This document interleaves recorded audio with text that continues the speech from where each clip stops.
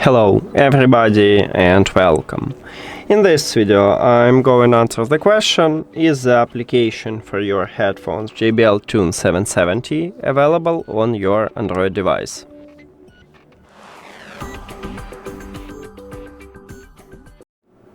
So I already installed and set up the application what JBL offer for the headphones. It calls JBL Headphones.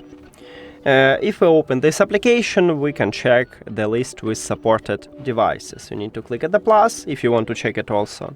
Then we need to find TUNE series, because our model is TUNE 770. So right here we have Tour, Club, Live, TUNE. Here it is. Now we need to scroll it, and if we find our model at the list here, meaning that the application available for your headphones. So let's scroll down. 770, and right here we have this headset. So my short answer is yes, the application available on your Android device for this headphones.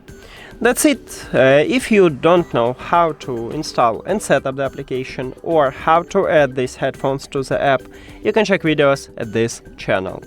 And thank you for watching this video. If you found it helpful, please consider subscribing to the channel and leave the like on the video. See you later!